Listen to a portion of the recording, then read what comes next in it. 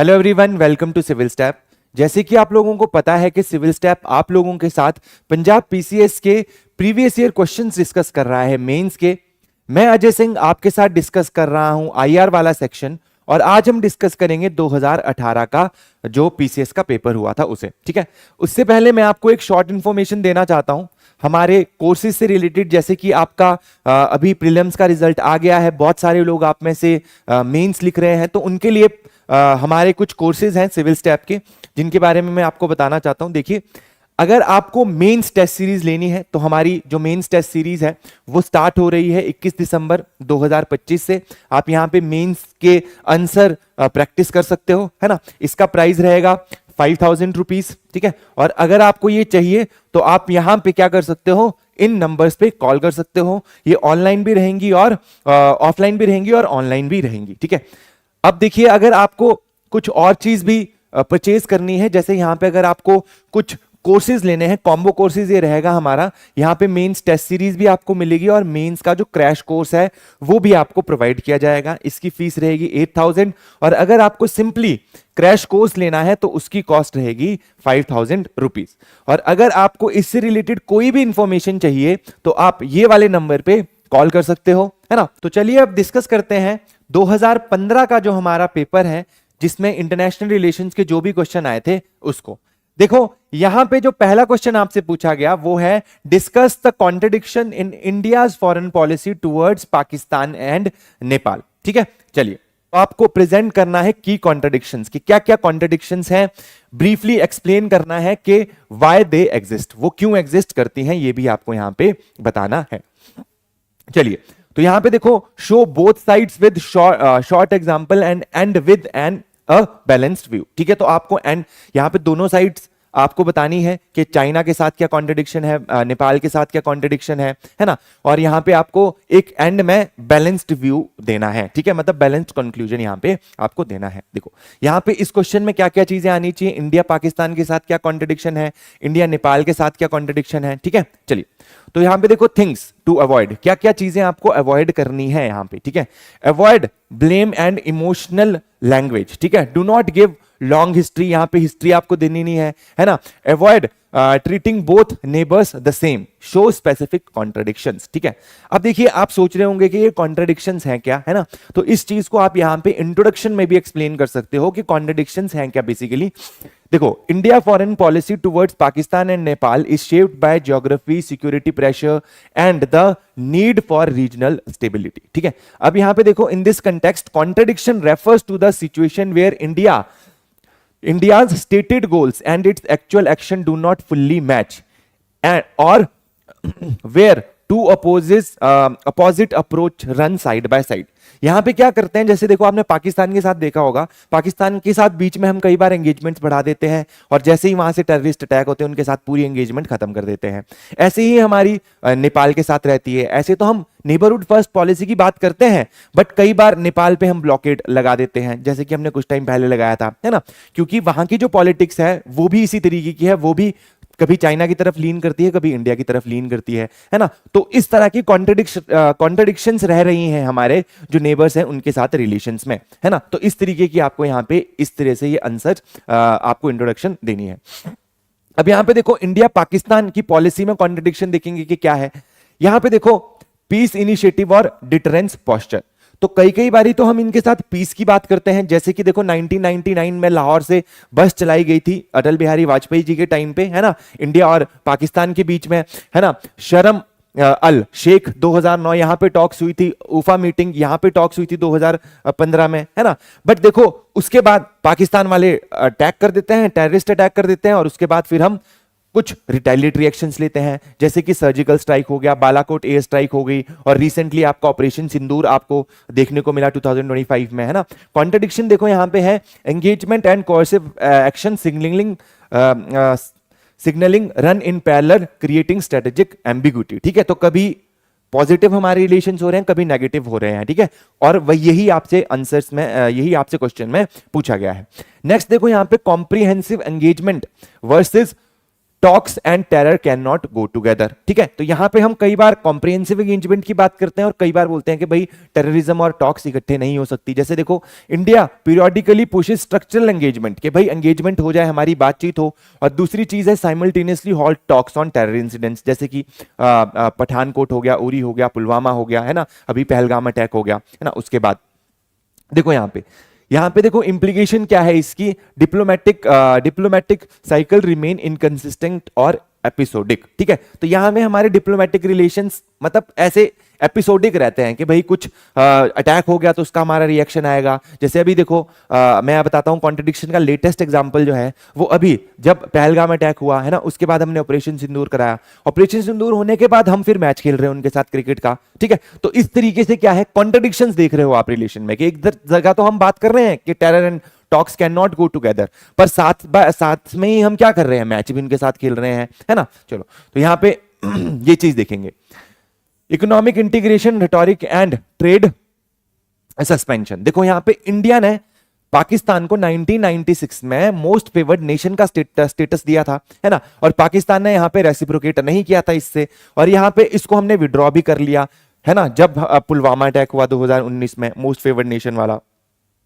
ठीक है, अब इसके बाद देखो ट्रैक 2, एंगेजमेंट वर्सेस रिस्ट्रिक्शंस। देखो cultural exchange, pilgrimage, civil society, है ना, कॉन्टैक्ट्स एनकरेज। ठीक है, इन चीजों को एनकरेज किया जाता है, जैसे कल्चरल एक्सचेंज, पिलग्रिमेज और सिविल सोसाइटीज। फॉर एग्जांपल आप कल्चरल एक्सचेंज में देख सकते हो, म्यूजिक इतना बड़ा हमारा बाइंडिंग फैक्टर है पाकिस्तान के साथ। दूसरा पिलग्रिमेज अगर देख लो, तो अगर आप करतारपुर कॉरिडोर की बात कर लो, है ना, तो यहां पे पिलग्रिमेज में हम काइंड ऑफ यहां पे एंगेजमेंट शो करते हैं, और वहीं पे हम वीजा बैरियर्स और उनकी कैंसिलेशंस भी कर देते हैं वीजा की। ठीक है, तो कहीं ना कहीं यहां पे भी कॉन्ट्रडिक्शन देखने को मिलता है। अगला देखो आप, regional corporation versus SAARC paralysis. India बात तो करता है कि भाई साउथ ईस्ट एशिया जो है उसमें क्या होना चाहिए, इंटीग्रेशन होना चाहिए। ठीक है, मतलब सॉरी, साउथ एशिया में क्या होना चाहिए, इंटीग्रेशन होना चाहिए, बट साइड बाय साइड यहां पे पाकिस्तान सार्क को भी क्या किया है, ब्लॉक किया है। सार्क एक ऑर्गेनाइजेशन है, आप लोगों ने पढ़ा ही होगा, है ना, इसको ब्लॉक किया है बिकॉज पाकिस्तान से टेररिज्म आ रहा है। ठीक है, तो कहीं ना कहीं एक जगह कॉर्पोरेशन की बात हो रही है, इंटीग्रेशन की बात हो रही है साउथ एशिया को करने की, और दूसरी तरफ यहां पे ब्लॉक किया हुआ है सार्क को। ठीक है, अब देखो यहां पे regionalism suffer due to bilateral disputes. तो ये जो रीजनलिज्म है पूरा का पूरा, जो ये पूरा रीजन इंटीग्रेट होना चाहिए था, वो सिर्फ बायलैटरल डिस्प्यूट्स की वजह से यहां पे गड़बड़ हुआ है। अब यहां पे देखो इंडिया नेपाल पॉलिसी कॉन्ट्रडिक्शंस के बारे में देखते हैं। सबसे पहले देखो यहां पे cultural closeness and trust deficit. देखो हमारा जो नेपाल के साथ है ओपन बॉर्डर है, हमारा कोई क्लोज्ड बॉर्डर नहीं है ना, मतलब फ्री मूवमेंट रहती है यहाँ पे लेबर की। आपने भी कितना देखा होगा कि इंडिया में बहुत सारे जो गोरखास हैं, है ना, नेपाल से आके काम करते हैं। तो यहां पे open border, strong people to people ties है हमारी, but side by side periodic acquisition of India's interference. Nepal बोलता है कि इंडिया क्या करता है, इंटरफेयर करता है बहुत ज्यादा, है ना। तो यहां पे देखो जैसे 2015 में हमने ब्लॉकेट लगा दिया था, ये कंट्रोवर्सी हो गई थी वहां पे। ठीक है, तो यहां पे देखो गैप क्रिएट करता है, और यहां पे societal between societal intimacy and political mistrust. ठीक है, तो कहीं ना कहीं हमारा अच्छे रिलेशंस भी और side by side trust deficit भी है नेपाल के साथ। Neighbourhood first versus recurrent tensions. जैसे हम नेबरहुड फर्स्ट की बात तो करते हैं, बट टाइम टू टाइम हमारे डिस्प्यूट चलते रहते हैं, जैसे कि अभी भी बाउंड्री डिस्प्यूट है इनके साथ काला पानी से रिलेटेड, है ना। तो यहां पे जो ट्रीटी ऑफ संगौली हुई थी आपकी 1815-16 में, है ना, उससे क्या हुआ था कि काली रिवर को हमने बाउंड्री डिसाइड कर लिया था इंडिया और नेपाल के बीच में। बट देखो अब काली रिवर के दो ओरिजिन्स हैं, है ना। अब नेपाल एक ओरिजिन मानता है और दूसरा ओरिजिन हम मानते हैं, तो उससे कुछ टेरिटरी इनकी तरफ चली जाती है। अगर हम इनके वाला पॉइंट ऑफ व्यू देखें, है ना, जो नेपाल ओरिजिन मानता है काली रिवर का, अगर हम उसको देखें तो काला पानी वाली पूरी टेरिटरी किनको चली जाती है, नेपाल को चली जाती है। तो कहीं ना कहीं पीरियोडिक हमारी ये चीजें चली रहती हैं, बॉर्डर टेंशंस चली रहती हैं, ये आप यहां पे लिख सकते हो। यहां पे देखो economic dominance versus Nepal China tilt. अब देखो नेपाल क्या है ना, चाइना की तरफ टिल्ट रहता है, वहां पे केपी ओली है, अगर कभी भी उनकी गवर्नमेंट आएगी तो वो किसकी तरफ लीन कर जाता है, चाइना की तरफ लीन कर जाता है। ठीक है, तो यहां पे चाइना की तरफ इनका टिल्ट है। और economic dominance, India remain Nepal top trade partner and investor. Top trade partner कौन है, इंडिया है, और यहां पे इसके रिलेशंस कई बार किसकी तरफ टिल्ट हो जाते हैं, नेपाल के चाइना की तरफ टिल्ट हो जाते हैं। ठीक है, चलो जी यहां पे आके देखो, treaty commitments versus demand for revision. देखो यहां पे 1950 में treaty of peace and friendship sign हुई थी, जिसने open border and defence corporation को यहां पे एक्सेप्ट, यहां पे इनकी बात हुई थी यहां पे। अब देखो आपने देखा होगा कि इंडिया में जो हमारी आर्मी है उसमें एक गोरखा बटालियन है ना, प्रॉपर वहां पे गोरखा जो सोल्जर्स हैं वो सर्व करते हैं, है ना, सोल्जर लेवल पे। यहाँ पे डिफेंस कॉर्पोरेशन ओपन बॉर्डर्स हैं हमारे इस ट्रीटी से, बट यहाँ पे नेपाल इस ट्रीटी को अनइक्वल एंड सीक्स अमेंडमेंट, ये इसको अनइक्वल मानता है और इसमें अमेंडमेंट की टाइम टू टाइम बात करता रहता है। अब यहाँ पे देखो big promises versus slow delivery.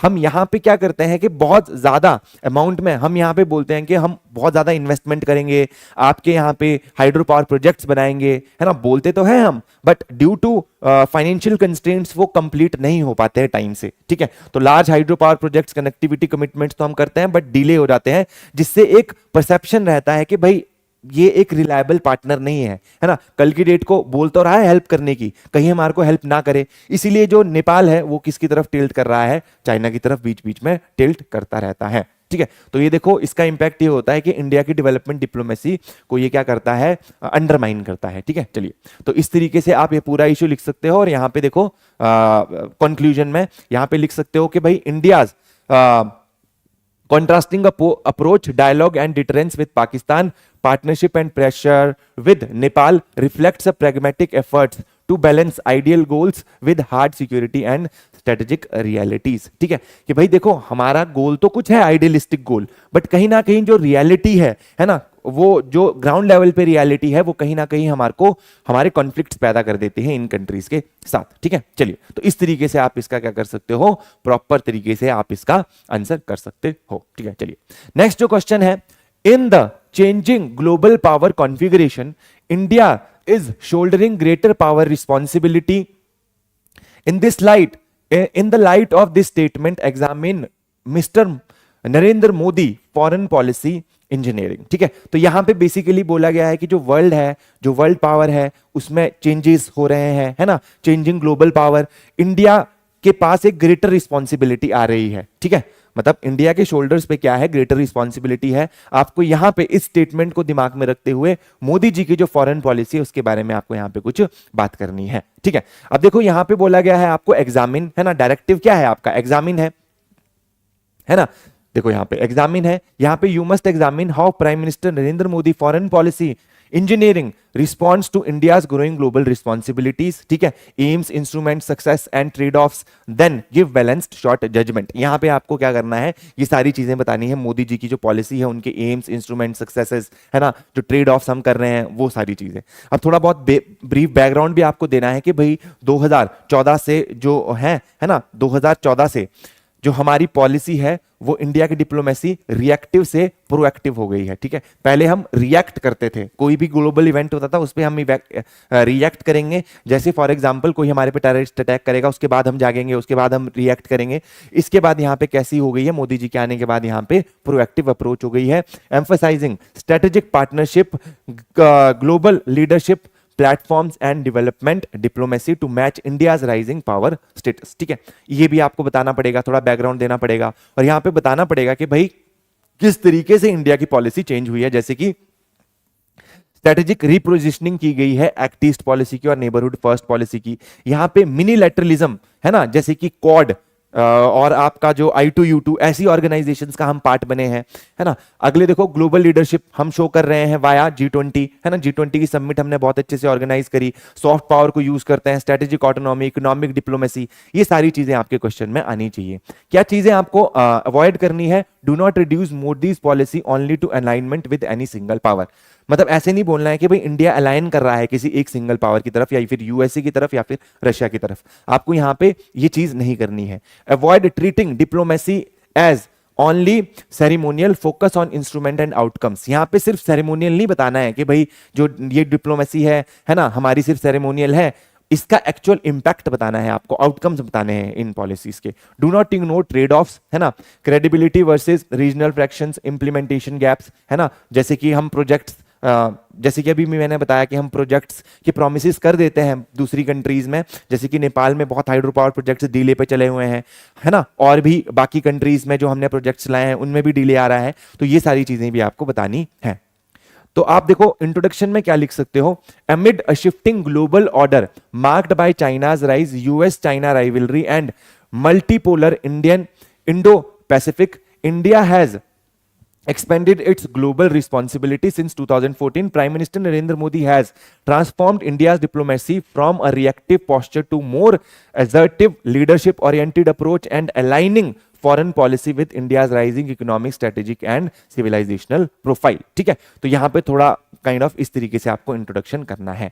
अब देखो चेंजेस क्या आ रहे हैं यहां पे आपको बताना पड़ेगा, है ना। स्ट्रेटेजिक रिपोजिशनिंग इन चेंजेस ग्लोबल ऑर्डर। ठीक है, किस तरीके से हमने रिपोजिशन करी है अपनी फॉरेन पॉलिसी को, जस्ट बिकॉज यहां पे क्या हो रहा है, ग्लोबल ऑर्डर जो है वो चेंज हो रहा है। हमने देखो एक्ट ईस्ट और नेबरहुड फर्स्ट पॉलिसी पे क्या किया है, ज्यादा फोकस करा है, जिसके तहत हम एशियान, जापान, कोरिया इन सब के साथ क्या कर रहे हैं, अपने एंगेजमेंट्स बढ़ा रहे हैं, कनेक्टिविटी बढ़ाने की यहां पे बात हो रही है, जैसे कि ट्राइलेटरल हाईवे की यहां पे बात होती है, India India Myanmar Thailand trilateral highway, और यहां पे कालाधाम प्रोजेक्ट है ना, म्यांमार के साथ नॉर्थ ईस्ट की कनेक्टिविटी बढ़ाने के लिए। Prioritized regional stability in South Asia through developmental security partnership, energy partnership with Bangladesh, infrastructure Nepal में, मालदीव्स में, है ना। ये सारी चीजें आप यहां पे लिख सकते हो एक्ट ईस्ट और नेबरहुड पॉलिसी के अंडर। अब देखो चाइना को जो है हम मैनेज कर रहे हैं थ्रू मल्टीलैटरलिज्म, जैसे कि हमने क्वाड जो है उसका हम एक्टिव मेंबर है ना। जो क्वाड जो एक बॉडी है, कोऑर्डिनेटेड सिक्योरिटी डायलॉग, ये आपका क्या है, इंडो पैसिफिक रीजन में क्या है, सिक्योरिटी के पॉइंट ऑफ व्यू से ये बॉडी बनाई गई है ना। ये काफी पहले बना दी गई थी बट इसको रिवाइटलाइज करा गया 2017 के बाद, है ना, क्योंकि इंडो पैसिफिक जो रीजन है वहां पे सिर्फ चाइना की क्या थी, डोमिनेंस बढ़ती जा रही थी, तो उसको काउंटर करने के लिए एक इनफॉर्मल अलायंस हमने बनाया है, क्वाड। ठीक है, इसमें 4 मेंबर्स हैं आपके, इंडिया है आपका, ऑस्ट्रेलिया है आपका, जापान है और यूएसए है। ठीक है, ये सारी कंट्रीज की मेंबर है। Enhanced engagement with I2U2 SCO, Indo Pacific framework, इनके साथ भी हम क्या कर रहे हैं, अपनी एंगेजमेंट्स बढ़ा रहे हैं। अगला आप देखो global leadership and multilateral activism किस तरीके से बढ़ा है। देखो हमने यहाँ पे G20 2023 की प्रेसिडेंसी की, पूरे वर्ल्ड में हमारी यहाँ पे तारीफ हुई है, और यहाँ पे हमने कुछ इनिशिएटिव्स भी चलाए हैं, जैसे कि ग्लोबल बायोफ्यूल अलायंस हो गया हमारा, है ना, और क्या बोलते हैं आपका जो India middle east Europe economic corridor यहाँ पे चलाया गया। और स्पेसिफिकली बात करूं तो इससे हमने global voice of global south को दिखाया है कि भाई हम क्या है, जो डेवलपिंग कंट्रीज हैं उनकी वॉइस जो है, हम उनका लीडर बन के सामने आने वाले हैं ग्लोबल साउथ का, है ना। तो इस तरह की समिट्स भी यहां पे कराई गई हैं। ग्लोबल बायोफ्यूल अलायंस देखो यहां पे है। UN engagement and development diplomacy, हम हमेशा किसकी बात कर रहे हैं, अब ज्यादा यूएन रिफॉर्म्स की बात कर रहे हैं कि भाई जो यूनाइटेड नेशंस हैं उसमें जो जब यूनाइटेड नेशन बना था तो उस टाइम पे जो वर्ल्ड ऑर्डर था वो बाइपोलर वर्ल्ड का था, यूएस और यूएसएसआर उस टाइम थे, है ना। और उस टाइम पे उसी टाइम की जो मतलब उसी टाइम का जो स्ट्रक्चर है उसको यूएन अभी तक मेंटेन करके रखा है, उसमें रिफॉर्म होना चाहिए। उसके बाद बहुत सारी कंट्रीज डेवलप हुई हैं, जैसे इंडिया डेवलप हो रहा है, ब्राजील हो रहा है ना, और भी सारी कंट्रीज हैं, तो उनको भी शेयर मिलना चाहिए। और अफ्रीका, है ना, जहां से कि रिप्रेजेंटेशन ही नहीं है परमानेंट जो काउंसिल है उसकी, जो यूनाइटेड नेशन सिक्योरिटी काउंसिल जो है उसमें, वहां पे भी क्या होने चाहिए, रिफॉर्म्स होने चाहिए। क्लाइमेट जस्टिस की हम बात करते हैं, इंक्लूसिव ग्लोबल गवर्नेंस की बात यहां पे हो रही है। ठीक है, चलिए, तो इस तरह से यूएन एंगेजमेंट में आप लिख सकते हो। Soft power and development partnership, है ना, चेंजिंग वर्ल्ड जो ऑर्डर है उससे हम क्या कर रहे हैं, अपनी पॉलिसी को थोड़ा और अच्छा कर रहे हैं। जैसे कि यहां पे हमने वैक्सीन मैत्री और हेल्थ डिप्लोमेसी चलाई। कोविड-19 के टाइम पे हमने बहुत सारी कंट्रीज को क्या किया है, यहां पे 100+ कंट्रीज को वैक्सीन दी हैं। ठीक है, अगला देखो टेक्नोलॉजी एंड कल्चरल डिप्लोमेसी में अगर देखा जाए तो यहां पे हमने योगा को बहुत ज्यादा प्रमोट करा है पूरे वर्ल्ड में। आज की डेट में कोई भी आपको जिम पूरे वर्ल्ड में ऐसा नहीं मिलेगा जहां पे योगा का कॉर्नर नहीं होगा अलग से। ठीक है, चलिए देखो ये सारी चीजें यहां पे हुई, है ना। और हम क्या कर रहे हैं, टेक्नोलॉजी में अगर देखा जाए तो आधार और यूपीआई इसको भी काफी ज्यादा प्रमोट कर रहे हैं, है ना, जिसमें हमारा काफी ज्यादा सक्सेस रेट भी है। Strategic autonomy and balancing major power, यहां पे अगर देखा जाए तो देखो यहां पे हम अपनी स्ट्रेटेजिक ऑटोनॉमी मेंटेन करके रखे हुए हैं। बेसिकली हमारी इंडिपेंडेंट फॉरेन पॉलिसी है। रशिया यूक्रेन वॉर हुआ, है ना, यूक्रेन वाली साइड पूरे आपका वेस्ट आ गया यूक्रेन की हेल्प करने, और रशिया यहाँ पे, रशिया चाइना और बाकी जो उसके पार्टनर्स हैं वो यहाँ पे दूसरी साइड पे थे। बट हमने यहाँ पे इंडिपेंडेंट फॉरेन पॉलिसी को अपनाते हुए रशिया से ऑयल भी इंपोर्ट करा और वेस्ट के साथ अच्छे रिलेशंस भी रखे। ठीक है, तो यहाँ पे हम मेंटेन कर रहे हैं अपने, है ना, देखो maintain defence and energy ties with Russia. ठीक है, क्योंकि रशिया पे हम काफी ज्यादा डिपेंडेंट हैं डिफेंस के लिए, है ना। जैसे कि S-400 कहां से आ रहा है हमारा, रशिया से ही आ रहा है। ये डिफेंस सिस्टम है जो अभी ऑपरेशन सिंदूर के टाइम पे भी आपने बहुत सुना होगा इसके बारे में, एयर डिफेंस सिस्टम है ये। और ऑयल इंपोर्ट्स भी हम यहां से बहुत ज्यादा कर रहे हैं। ठीक है, डीपनिंग कॉर्पोरेशन, यहां पे हम साइड बाय साइड कॉर्पोरेशन भी कर रहे हैं यूएस, EU, जापान, ऑस्ट्रेलिया, इन सारे से, है ना। चलिए, तो balanced relationship without aligning fully with any block, हम किसी के साथ अलाइन नहीं कर रहे हैं, हम टोटल क्या रख रहे हैं, अपने को बैलेंस रख रहे हैं अपने relationships. Economic diplomacy and development priorities. ठीक है, यहां पे देखो मेक इन इंडिया पे हम ज्यादा फोकस कर रहे हैं कि भाई आत्मनिर्भर होना चाहिए भारत, सारी चीजें इंडिया में बननी चाहिए, हमको दूसरी कंट्री पे रिलायंस अपना कम करना है। Production linked incentives. ठीक है, अब यहां पे जो हमारे जो स्पेसिफिकली डिफेंस इक्विपमेंट्स और क्या बोलते हैं आपके इलेक्ट्रॉनिक्स में जो सेक्टर्स हैं, वहां पे हमने ये प्रोडक्शन लिंक्ड इंसेंटिव्स स्कीम चलाई है, जिसमें अगर एक कंपनी पिछले साल के मुकाबले अगली साल ज्यादा प्रोडक्शन करती है तो हम उस कंपनी को क्या करते हैं, रिवॉर्ड करते हैं इस स्कीम के थ्रू। ठीक है, इस तरह की हमने क्या कर रखी है, स्कीम चलाई है ताकि हम सेल्फ डिपेंडेंट बन सके। ठीक है, तो इस तरीके से आप इस पूरे क्वेश्चन को आंसर कर सकते हो। जैसे कि यहां पे और एक चीज लिख सकते हो, न्यू ट्रेड एंगेजमेंट, जैसे कि फ्री ट्रेड एग्रीमेंट्स कर रहे हैं हम ऑस्ट्रेलिया के साथ, UAE के साथ, ग्लोबल साउथ की मार्केट को रीच करने की कोशिश कर रहे हैं, ये सारी चीजें यहां पे हो रही हैं। इस तरीके से ये पूरा क्वेश्चन आप आंसर कर सकते हो। यहां पे कंक्लूजन लिखा है, इस कंक्लूजन को आप एक बार पढ़ लेना, है ना, और आप इस तरीके से ये पूरा क्वेश्चन अच्छे से अटेम्प्ट हमने देखो कर लिया।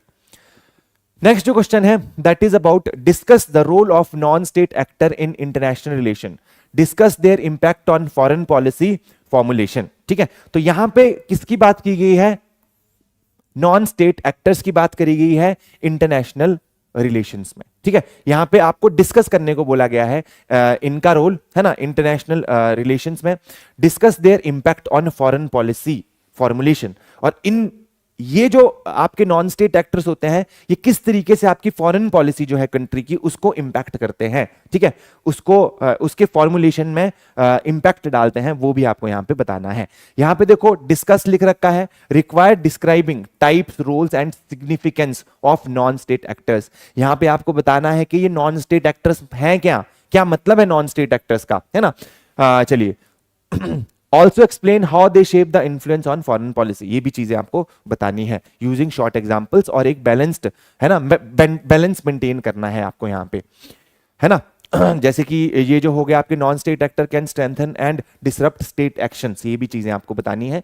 स्कोप में क्या क्या चीजें यहां आनी चाहिए, type of non state actors, जैसे कि आपका एनजीओज हो गया, मल्टीनेशनल कंपनीज हो गया, टेरर ग्रुप्स हो गए, डायस्पोरा हो गया, है ना, इनके बारे में आपको बताना है। इनका रोल क्या है, इंपैक्ट क्या है फॉरेन पॉलिसी पे, क्या क्या चीजें अवॉइड करनी है आपको। Do not treat all non state actor as positive, सारे ही नॉन स्टेट एक्टर पॉजिटिव नहीं होते हैं, यहां पे कुछ नेगेटिव भी होते हैं, डिसरप्टिव भी होते हैं। ठीक है, जैसे कि टेररिस्ट ऑर्गेनाइजेशंस होंगे आपकी।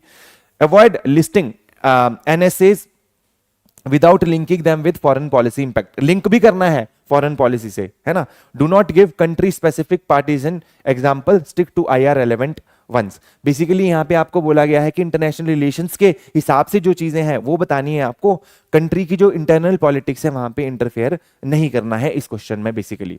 चलिए, अब इस क्वेश्चन को आप कैसे आंसर कर सकते हो, इंट्रोडक्शन में यहां पे देखो इस तरीके से लिख सकते हो कि भाई the post cold war global order has witnessed a diffusion of power from state to a diverse range of non-state actors. Globalization, technological connectivity and transnational challenges have expanded the influence of NGO, national corporation, terror networks, global civil societies and diaspora groups. These actors increasingly shape global norms, security dynamics and even state foreign policy changes. ठीक है, तो यहां पे इस तरीके से आप questions का वो इंट्रोडक्शन लिख सकते हो। अब यहां पे रोल के बारे में आपको बताना है, ठीक है, कि क्या क्या इनका रोल है। बेसिकली जो ये जो ऑर्गेनाइजेशन है आपकी, जो नॉन स्टेट एक्टर्स हैं, उसमें आपके देखो एनजीओज आ गए, मल्टीनेशनल कंपनीज जो हो गई आपकी, जैसे एप्पल हो गया, गूगल हो गया, वो आ गई आपकी, है ना, और भी बहुत सारी ऑर्गेनाइजेशन से आगे देखेंगे हम, इनका एग्जाम्पल देखेंगे आगे, है ना, क्वेश्चन जब कर रहे होंगे तो। अब देखो यहां पे ये किस तरीके से क्या करती है, इंटरनेशनल रोल क्या है इनका इंटरनेशनल रिलेशंस में नॉन स्टेट एक्टर्स का। सबसे पहला देखो agenda setting and norm building. Agenda set करने में बहुत इंपॉर्टेंट रोल प्ले करती है, जैसे कि इंटरनेशनल एनजीओ की अगर बात करें, Amnesty International, Green Peace, contribute to global human rights and environment and humanitarian norms, इनको सेट करने में बहुत इंपॉर्टेंट रोल प्ले करती है एमनेस्टी इंटरनेशनल, ग्रीन पीस जैसे हो गया आपका। Their advocacy influence negotiation on climate agreement, refugee protection, sustainable development etcetera, इन चीजों में देखो हेल्प करती है। इकोनॉमिक एंड टेक्नोलॉजिकल इन्फ्लुएंस, जैसे कि आपका जो मल्टीनेशनल कंपनीज गूगल और जो आपका एप्पल हो गया, है ना, ये भी बहुत आपका क्या करता है, इन्फ्लुएंस करता है। देखिए multinational corporations like Apple and Google shape global trade and investment flows.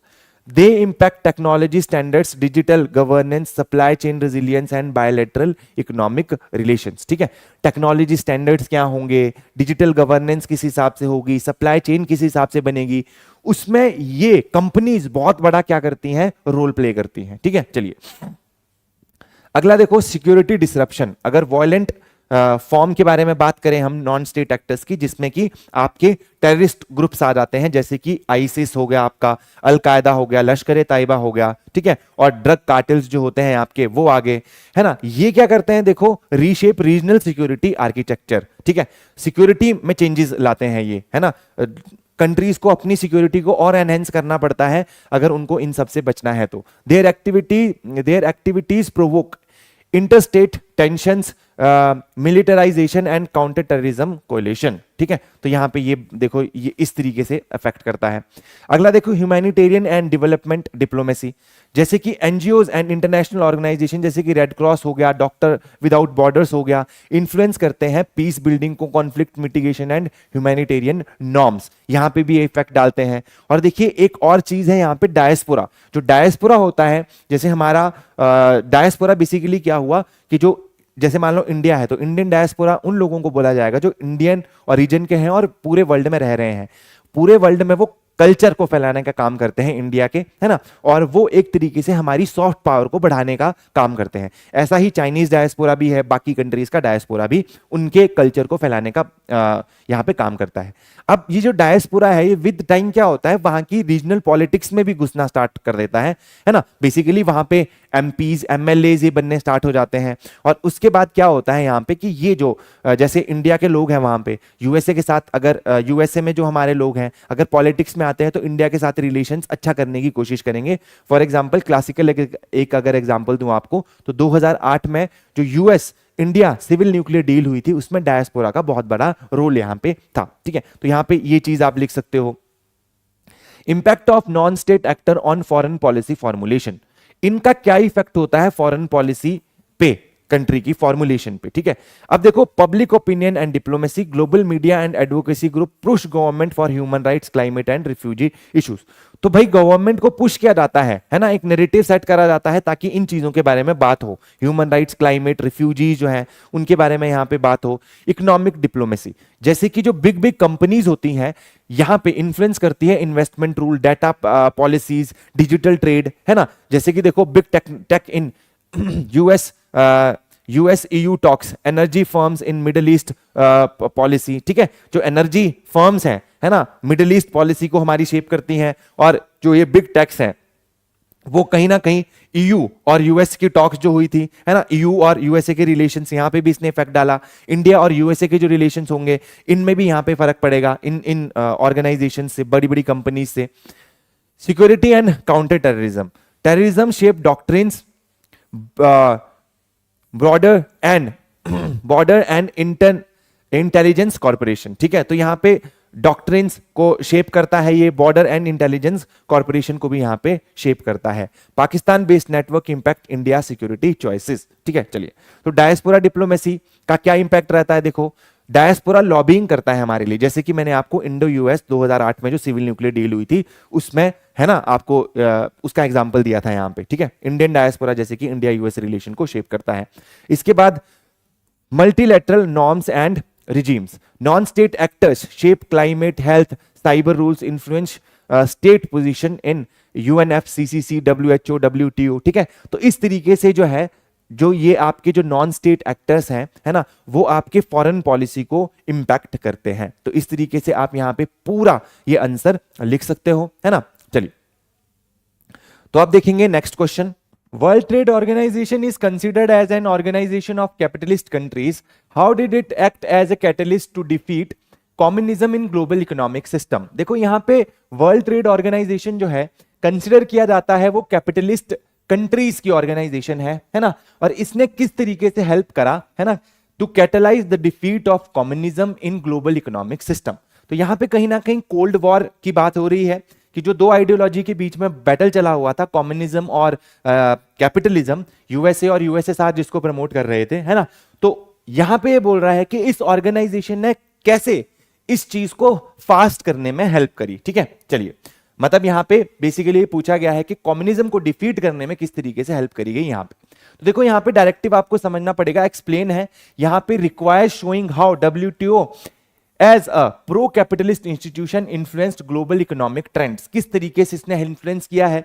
Focus करना है आपको mechanism through which it promoted liberal market liberalisation, weakened communist economic models. तो यहां पे देखो, ये जो कम्युनिस्ट मॉडल्स होते हैं वो मार्केट ओरिएंटेड होते हैं, है ना, प्राइवेट सेक्टर की पार्टिसिपेशन को ज्यादा यहां पे बात होती है।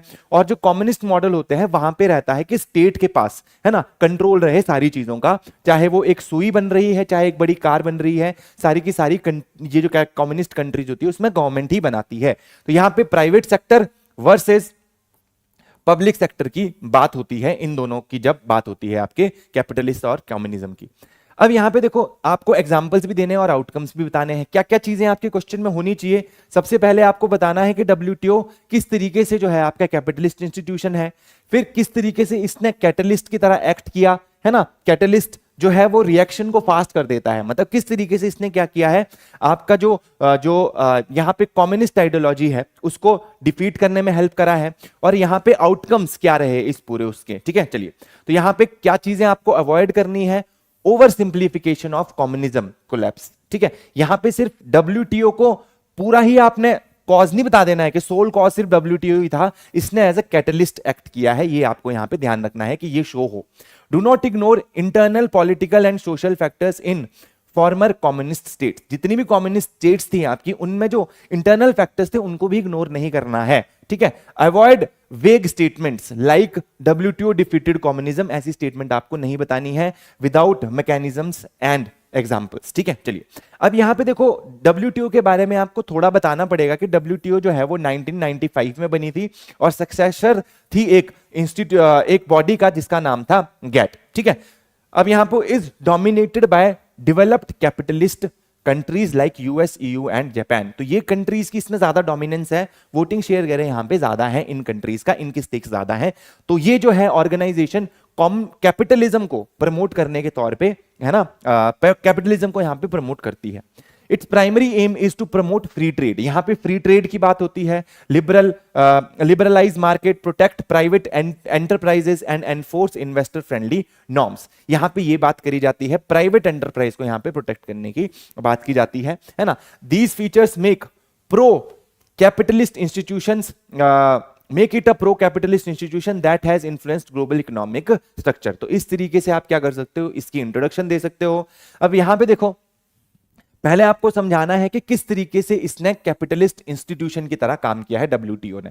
देखो, ये क्या प्रमोट करता है, market liberalisation, intellectual property rights की यहां पे बात करता है, इन्वेस्टर्स के प्रोटेक्शन की बात करता है। ठीक है, operate under rules shaped by developed capitalist Nations, जो रूल्स डेवलप्ड कैपिटलिस्ट नेशंस ने बनाए हैं उनके अंदर ये वर्क करता है। और यहां पे जो वेस्टर्न इकोनॉमिक आइडियोलॉजी है उसको यह दर्शाता है, ठीक है। Encourage countries to integrate into global trade system, adopt competitive market and open economies for foreign investors, ठीक है। तो यहां पे बेसिकली जो ये है, बिल्कुल जो भी इसके फीचर हैं वो किसकी तरह हैं, कैपिटलिज्म जो जिनकी बात करता है वही पूरे के पूरे फीचर्स यहां पे है, बिकॉज ऑब्वियसली कैपिटलिस्ट कंट्रीज जो है उनका एक तरीके से ये इंस्टीट्यूशन है। चलिए, अब इसने किस तरीके से एक्ट करा एज ए कैटलिस्ट, जिस वजह से आपका कम्युनिज्म धीरे धीरे पूरी दुनिया से खत्म हो रहा है, या अगर वो नहीं भी खत्म हो रहा है तो उसने अपनी फॉर्म चेंज कर ली है, ठीक है। चलिए अब देखते हैं मार्केट इकोनॉमी प्रमोशन। यहां पे देखो, incentivise post Soviet and East European countries to move from central planning to liberalised market oriented economies. जब देखो यूएसएसआर टूटा 1990s में, उसके बाद जो यहाँ पे पुरानी जो कंट्रीज थी उनको कहीं ना कहीं इसने, जो ऑर्गेनाइजेशन है डब्ल्यूटीओ ने, उनको हेल्प करी मूव करने में सेंट्रलाइज्ड प्लानिंग। जो देखो सोवियत यूनियन में क्या होता था, पहले सेंट्रलाइज्ड प्लानिंग होती थी, गवर्नमेंट प्लान करती थी हर सेक्टर के बारे में, बट यहां पे फोकस करा इनको मूव करने में सेंट्रलाइज्ड प्लानिंग से लिबरलाइज्ड मार्केट ओरिएंटेड इकोनॉमीज बनने में, ठीक है। तो एक तो ये हो गया आपका, इस तरीके से कैटलिस्ट एक्ट करा। Second, integration into global trade. China 2001 assertion and Vietnam embraced export oriented growth while retaining state control in key sectors। देखो अब कहीं ना जो पुरानी सोवियत जो पुरानी कम्युनिस्ट कंट्रीज थी वो भी कहीं ना कहीं अब किसकी तरफ मूव कर रही है, कैपिटलिस्ट मॉडल की तरफ। जैसे कि आपका चाइना हो गया, चाइना भी वहां पे भी क्या कर रहा है, वो कहीं ना कहीं थोड़ी बहुत उसने अपनी पॉलिसीज चेंज कर ली है ना। और यहां पे वो एक्सपोर्ट्स वगैरह प्राइवेट कंपनीज जो हैं उनको ज्यादा चांसेस देने की यहां पे बात होती है। जैसे कि आप देखते भी होंगे, ओप्पो हो गया आपका, है ना, रेडमी हो गया, इनके फोन्स बहुत ज्यादा आने स्टार्ट हो गए हैं। हालांकि अभी भी वहां पे आइडियोलॉजी कम्युनिज्म वाली ही है, बट उन्होंने अपने आप को थोड़ा शिफ्ट कर दिया है एक तरीके से, है ना, little shift is there. Conditional engagement, ठीक है। Trade access and WTO members often require reforms like conditional engagement. हाँ चलिए, trade access and WTO membership often requires reforms like privatization, deregulation, liberal economic policies, ठीक है। तो यहां पे अगर आप इसके मेंबर बनना चाहते हो तो आपको क्या करना पड़ेगा, अपनी इकोनॉमी को खोलना पड़ेगा, प्राइवेटाइजेशन करनी पड़ेगी, रेगुलेशंस कम करनी पड़ेंगी, है ना, इकोनॉमिक पॉलिसीज को थोड़ा लिबरल करना पड़ेगा, ठीक है। तो ये भी एक तरीके से इसने भी कैटलिस्ट का काम करा।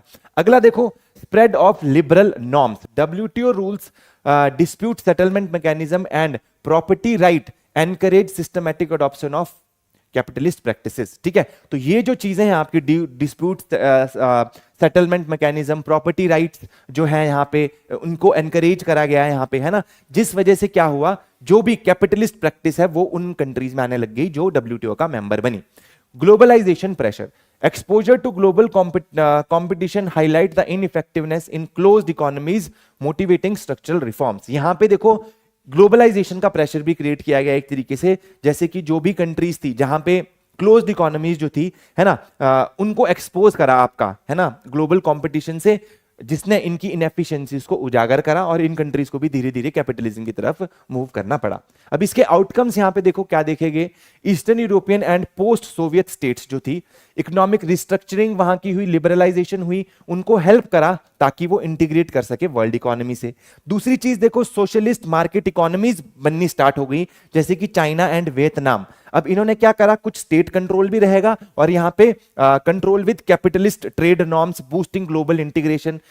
आज की डेट में देखो, चाइना, ऐसी कोई कंट्री नहीं होगी दुनिया में जिसमें चाइना के प्रोडक्ट्स आपको नहीं मिलेंगे, ठीक है। तो एक तरीके से इन्होंने कंबाइन कर दिया, स्टेट कंट्रोल भी रहेगा और कैपिटलिस्ट ट्रेड नॉर्म्स को भी अपनाया, ठीक है। तो बेसिकली जो कम्युनिस्ट, प्योर कम्युनिस्ट मॉडल था, उससे यहां पे शिफ्ट देखने को आपको मिला। Strengthening global capitalism, WTO reinforced market principles, market capitalist economy models dominate globally, ठीक है। तो यहां पे ग्लोबल कैपिटलिज्म को भी इससे बढ़ावा मिला, WTO ने reinforce करा मार्केट प्रिंसिपल्स को, है ना, making capitalist economy models dominate globally, ठीक है। चलिए देखो, WTO है, WTO के बहुत सारी कंट्रीज मेंबर हैं, तो कहीं ना कहीं उनको जो WTO बोलता है वो मानना पड़ता है। और कहीं ना कहीं ये जो WTO है, WTO की जो आइडियोलॉजिकल बैकिंग है वो कम्युनिज्म, कैपिटलिज्म वाली है, सॉरी। तो कहीं ना कहीं जो भी इसके मेंबर होते हैं, चाहे ना चाहे, वो उस तरफ को मूव कर ही जाते हैं, ठीक है। तो इस तरीके से आप इस पूरे क्वेश्चन को आंसर कर सकते हो। नेक्स्ट जो क्वेश्चन है that is about what are the recent shift and trends in defence procurement policy of India. India की जो डिफेंस प्रोक्योरमेंट पॉलिसी है वो किस तरीके से चेंज हो रही है और उसके रीसेंट ट्रेंड्स क्या है, यहां पे आपको पूछा गया है। ठीक है, देखो आपको क्या करना पड़ेगा, एक्सप्लेन करना पड़ेगा India's recent defence procurement trend and इसका शिफ्ट देखना, जो शिफ्ट हुआ है वो भी बताना पड़ेगा। फोकस करना पड़ेगा आपको पॉलिसी चेंजेस पे, स्ट्रेटेजिक प्रायोरिटीज, प्रोक्योरमेंट मैकेनिज्म्स पे with examples and brief data where possible. जहां पे आप डाटा दे सको वहां पे आप पॉसिबली आप डाटा दोगे। स्कोप क्या है, जो इस क्वेश्चन में आपको लिखना ही लिखना है कि किस तरीके से पॉलिसी शिफ्ट आया है। जैसे कि हम आत्मनिर्भर भारत की अब ज्यादा बात कर रहे हैं, डोमेस्टिक मैन्युफैक्चरिंग की बात ज्यादा कर रहे हैं, है ना। अब यहाँ पे प्रोक्योरमेंट कैटेगरीज है ना, उनके बारे में बताना है, अलग अलग डिस्कस करेंगे आगे हम इनको। स्ट्रेटेजिक पार्टनरशिप के बारे में देखना है आपको कि इंडिया की जो प्राइवेट फर्म्स है उसने जो फॉरेन ओरिजिनल इक्विपमेंट मैन्युफैक्चरर्स हैं उनके साथ टेक्नोलॉजी ट्रांसफर यहां पे करने की बात करी है ना। फास्ट ट्रैकिंग है, इनोवेशन है, ये सारी चीजें आपके यहां पे ऐड होनी चाहिए। ट्रेंड्स में क्या लिखना है कि भाई हम अब जो रिलायंस है अपना इंपोर्ट पे कम करने वाले हैं, टेक्नोलॉजी ट्रांसफर पे ज्यादा एम्फेसिस किया जा रहा है ना। मल्टीलेटरल प्रोक्योरमेंट्स हो रही हैं। पहले हम ऐसा था कि सिर्फ एक कंट्री पे यानी कि रशिया पे ज्यादा डिपेंडेंट थे, अब हम क्या कर रहे हैं, हम अलग अलग कंट्री से प्रोक्योर कर रहे हैं, ये आपको लिखना है। और ये सारी चीजें आपके क्वेश्चंस में आनी चाहिए। क्या क्या आपको अवॉइड करना है, सिर्फ आपको प्रोजेक्ट्स को लिस्ट नहीं करना, उनको लिंक करना है पॉलिसी शिफ्ट और ट्रेंड से। यहां पे आउटडेटेड प्री 2010 प्रोक्योरमेंट पॉलिसीज को आपको इनकी बात ज्यादा नहीं करनी है। ठीक है, do not exaggerate India's self reliance, acknowledge out ongoing dependence on import for critical tech. ठीक है, तो ये सारी चीजें भी आपको ध्यान में रखनी है और वेग टर्म से बचना है, जैसे मॉडर्नाइजेशन लिख दिया और बताया है नहीं, है ना, उसके बारे में आगे चलो। तो ये सारी चीजें नहीं करनी है। यहां पे देखो इंट्रोडक्शन है, India defence procurement policy has undergone significant transformation in recent year aligning with strategic imperative of self reliance, technological modernization and regional security priorities। ठीक है, कि भाई जो अभी सेल्फ रिलायंस पे ज्यादा फोकस है आपका, टेक्नोलॉजी को मॉडर्नाइजेशन करने की तरफ, और रीजनल सिक्योरिटी जो प्रायोरिटीज है हमारी, उसके हिसाब से हमारी ये डिफेंस प्रोक्योरमेंट पॉलिसीज जो है वो चेंज हो रही हैं। अब देखो क्या पॉलिसी शिफ्ट यहां पे देखे गए डिफेंस प्रोक्योरमेंट पॉलिसी में। पहली चीज तो ये देखी गई कि भाई indigenous focus and self reliance की यहां पे बात होती है। अब हम बात करते हैं कि हमको सेल्फ रिलायंट होना है, आत्मनिर्भर भारत की यहां पे बात हो रही है। ठीक है, चलो देखो यहां पे Atmanirbhar Bharat and defence procurement policy 2020 prioritise domestic manufacturing. अब हम क्या करेंगे, जो डिफेंस इक्विपमेंट्स होंगे उनको डोमेस्टिकली मैन्युफैक्चर करेंगे। ठीक है, यहां पे ये बात हो रही है। कैटेगराइजेशन ऑफ प्रोक्योरमेंट, अब यहां पे कैटेगराइजेशन कर दी गई है। Introduction of by India IDDM, indigenously designed developed and manufactured good, जो भी यहां पे डिफेंस इक्विपमेंट्स होंगे वो हम करेंगे, वो खरीदेंगे। By Indian, made in India products को खरीदा जाएगा। बाय एंड मेक इंडियन, है ना, पार्शियल इंपोर्ट करेंगे और कुछ क्या बोलते हैं आपका इंडिजनाइजेशन प्रोडक्शन करेंगे। ठीक है, तो काइंड ऑफ एक हाइब्रिड मॉडल पे हम शिफ्ट हो गए हैं, जहां पे हम ज्यादा फोकस करेंगे कि बहुत सारी चीजें हम इंडिया में ही बना पाए। अगर हम इंडिया में नहीं बना पा रहे हैं तो कुछ ना कुछ करके, थोड़ा बहुत इंपोर्ट करके और थोड़ा बहुत खुद भी बनाने के लिए हम रेडी रहेंगे। ठीक है, तो इस तरीके से हमारी पॉलिसी हो गई है। जैसे कि फॉर एग्जांपल HAL जो तेजस है आपका, जो इंडिया में बन रहा है, उसमें जो इंजन है आपके वो कहीं ना कहीं USA से मंगाए जा रहे हैं ना। चलो, और यहां पे क्या हो रहा है, इसमें टेक्नोलॉजी ट्रांसफर भी हो रहा है, वो टेक्नोलॉजी भी ट्रांसफर करेगी और यहाँ पे को डेवलपमेंट की बातें भी हो रही हैं कि साथ में हम डेवलप करेंगे। INS विक्रांत एयरक्राफ्ट कैरियर, ठीक है, ये भी इसका एग्जांपल है। एडवांस्ड लाइट हेलीकॉप्टर्स हैं, है ना, ये सारी चीजें। अब दूसरी चीजें देखो, हम क्या कर रहे हैं, स्ट्रेटेजिक पार्टनरशिप कर रहे हैं और इंडिया में एनकरेज कर रहे हैं प्राइवेट कंपनीज को, है ना, to form joint venture and technology partnership with foreign original equipment manufacturers. जैसे कि यहां पे देखो टाटा रेफेल कंसोर्शियम, है ना, फॉर रेफेल। ठीक है, रेफेल के लिए टाटा और रेफेल कंसोर्शियम आपस में, ये दोनों रेफेल आपस में मिलकर इन्होंने एक बॉडी बनाई है ना, joint venture type. LNT collaboration हो रही है नेवल प्लेटफॉर्म्स बनाने के लिए। ठीक है, और अगर यहां पे देखो एम्फेसिस हमारा है अब टेक्नोलॉजी ट्रांसफर पे। ठीक है, and local value addition in foreign deals, जैसे कि S-400 एग्रीमेंट हुआ है with Russia, include local production elements. तो जो ये बनेगा, है ना, उसमें लोकली प्रोड्यूस्ड एलिमेंट्स क्या होंगे, यूज होंगे। तो काइंड ऑफ इस तरीके से हमारी पॉलिसी थोड़ी शिफ्ट हो रही है।